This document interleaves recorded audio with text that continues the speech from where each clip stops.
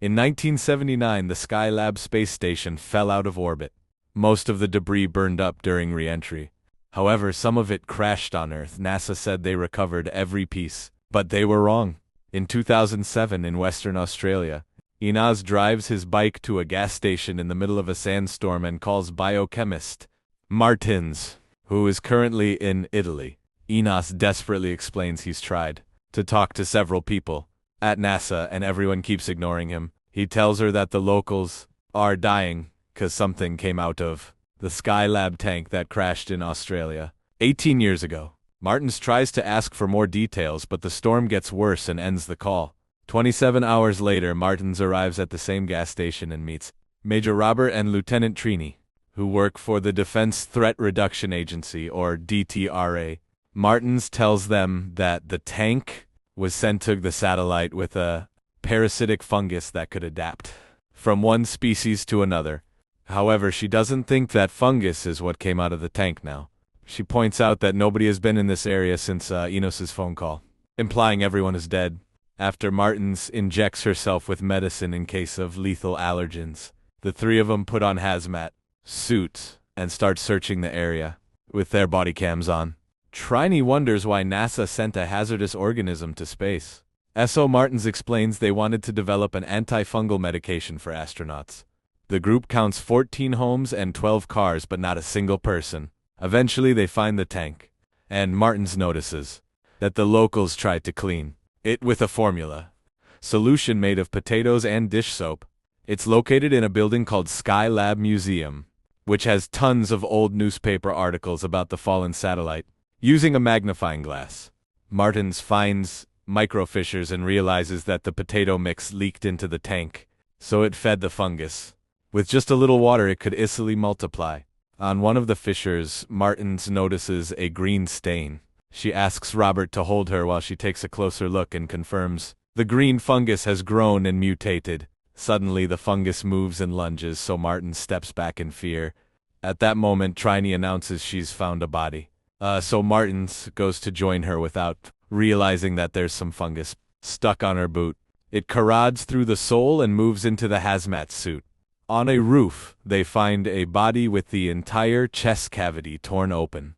All the skull plates are split too. Robert looks around and discovers that all the locals are dead on the town's roofs with the same injuries.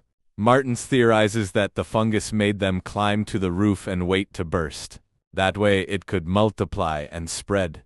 Suddenly the dead man's head cracks and reveals all the fungus inside.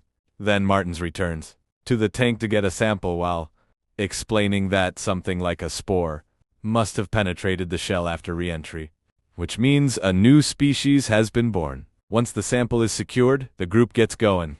As the fungus enters Martins's body, she starts feeling hot and smelling burnt toast inside her suit. Soon dizziness makes it hard to walk and she pukes green fungus into her helmet. Then the fungus takes over her brain and repeats the word spread. Martins rushes to get in the car and Trini pulls out her gun, but Robert pushes her when Martins drives toward them. The vehicle hits him and hurts his back so he can't move. When Martins tries to steal the gun, Trini fights her for it to no avail. With the gun in hand, Martins steps away from the agents and gains a short moment of lucidity. Realizing what she's done, Martins disconnects the air tube from her suit and shoots into the hole, choosing to self-delete to stop the fungus. A few hours later, the army arrives in the town to retrieve the sample. After they leave, the whole town is blown up. The sample is then taken to a secure facility in Kansas, where it's left in cold storage. As years pass, the facility is abandoned or rented without much care. In 2026, the facility is a storage company. One morning, Travis comes to work and is harassed by manager Griffin, who wants his help with his plan to rob the building. Travis turns him down, so Griffin threatens him until Travis agrees to at least open the door for his gang. Later in the evening, Mary comes to see her unit. Travis is friendly and tries to chat with her, but she's in a hurry. After he takes her to the elevator, he hears a beeping noise but thinks it's nothing. In the storage unit, Mary pulls out a gun from a boot and looks at a picture of her dead husband to wish him a happy anniversary. She raises the gun to self-delete, but she can't do it. So she decides to take a nap first, and then Travis hears the beeping again. So he uses the intercom to call his new coworker, Naomi. She comes to the lobby, but she doesn't hear the noise. When they introduce themselves and shake hands, she notices his tattoo. At that moment, Naomi gets a call and has a quick argument before hanging up. She then hears the beeping noise too. In North Carolina, Robert is awakened by a call from the government. After reassuring his wife that it's okay, he opens his safe to retrieve his old satellite phone and calls his old base. Abigail explains that they got a temperature breach alert from a decommissioned facility. Robert is angry because he tried to warn his superiors that the weather could affect the storage multiple times, but nobody listened. Since he's now retired, he'll need equipment and clearance. Abigail hesitates to grant that request. So Robert tells her that this is the of situations that she sacrificed her personal life for a moment to truly help the innocent. In the facility, Travis and Naomi realize that the noise is coming from behind a wall. When Naomi gets another call, she ignores it and explains it's her kid's father. Then she says she wants to break the wall to find the source of the noise. But Travis refuses because he doesn't want to lose his job. Naomi can tell his tattoo is from prison and guesses he's on parole. So she begs until he agrees. Travis brings some tools and breaks a hole in the wall to reveal a room with a huge computer. He goes inside to take a closer look. But it's Naomi who realizes this is a control panel that monitors temperature. After breaking more of the wall, she joins Travis in the room and he tells her that this building used to be a military storage. There's a map on the wall and Naomi takes a picture as she notices that there are lower levels. She wants to see them, but Travis doesn't, so once again she starts begging. Travis finally snaps and shares that he spent his life being easily agreeable with other people, which is how he ended up in prison. Naomi apologizes for being pushy, and Travis realizes she'll investigate without him, so he agrees to go with her. The duo takes the elevator and follows the map to find a door in the janitor's closet. It appears to be sealed, but a quick kick opens it, and they find another hidden room. When they step inside, an alarm rings for a second. They look around and notice lots of equipment from the 70s, including hazmat suits. At the end of the corridor, they find the ladder entrance to the lower levels. A look inside reveals it's around 500 feet, so Naomi makes Travis go first. In the lower levels, the duo finds a door that says DTRA access only, since they don't know what the DTRA is. They open the door anyway. On the other side, there's a sealed chamber and a big pipe with freezing water. In a corner, there are rats covered in fungus and struggling to move because all their tails are stuck in a knot. Some of them are even eating each other, while Travis steps away from a lunging rat. Naomi looks through the window on the chamber door and sees the fungus spreading on every wall. There's also some fungus on the door, but when she's about to touch it, Travis stops her. After Naomi mentions that the door is hot, the duo agrees to leave. Outside, Mike parks his car and hits the steering wheel in frustration. Then he stares at his gun before calling Naomi, revealing he's the father of her kids. She doesn't pick up, so he leaves a voicemail complaining because she hasn't been taking his calls and explaining that he's in trouble. Hearing a noise coming from his trunk, Mike goes to check and is startled by the door moving. When he opens the trunk, he discovers that the cat he thought was dead is actually alive. Mike apologizes for shooting him, only for the cat to turn around and reveal he's missing half of his face because of the fungus. It hisses at Mike and jumps out of the trunk to puke fungus on the ground. The cat then climbs to the roof and goes up the antenna where he self-deletes. After the antenna impales his head, the whole body explodes and the infected blood falls on Mike and some deer nearby. The fungus immediately rushes to Mike's brain to make him collapse and throw up for several minutes. Then it orders him to find more people, which Mike understands is finding Naomi. After grabbing his gun, he enters the building with an infected deer following him. On a DTRA plane, Robert is watching the video of Martins's death. At that moment, he gets a call from Wesley, who has become the new leader of their division. Wesley thinks Robert is obsessed with a closed case and is now overreacting to what is probably just a broken circuit. They have a short argument before they hang up. Then Abigail calls Robert and explains she's read his report from the Australian incident, so she's on his side. Robert gives her a message for Triney that mentions Item 7 and explains his line. Isn't safe, so she'll always have to be the one who calls. When Wesley sees Abigail talking on her personal phone, she pretends she's talking to her boyfriend about a pregnancy scare to get him off her back. At the facility, the duo searches the acronym on the internet and learns that it means Defense Threat Reduction Agency. When they step out of the janitor's closet, they're shocked to see a deer taking the elevator. Travis wonders how this could have happened, so a flashback shows the details. Years ago, the fungus broke out of its containment and moved through a hole in the door. A few hours ago, a roach ate the fungus and ended up infected as well. A rat tried to catch it and the fungus got stuck on its nose too. The roach climbed into the vents and, minutes ago, made it to the street where Mike's car crushed it. The fungus moved up the tires and sneaked into the trunk to revive the dead cat. Travis and Naomi rush back to the lobby only to see the deer coming out of the elevator. When it sees them, it comes running after them. Naomi pulls Travis out of the way right before the deer explodes. The antlers fly off and get stuck in the wall. And then Mike also comes out of the elevator and admits he shot his parents, a cat whom Naomi was very fond of. He pulls out his gun as he yells at the duo, asking them to open their mouths because he wants to throw up in them.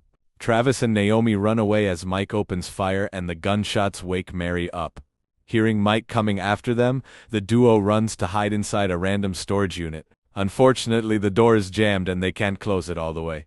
Mike walks down the corridor without noticing them. However, an object falls on the floor behind him. Travis quickly brings it into the unit and Mike leaves without seeing anything. The duo is relieved to be safe. However, when Travis steps back, he accidentally bumps into a bunch of objects and makes lots of noise. Soon, Mike returns and tries to reach inside the unit, so the duo works together to push the door down and finally close it. Mike has to pull out his bleeding hand, which now has several broken fingers.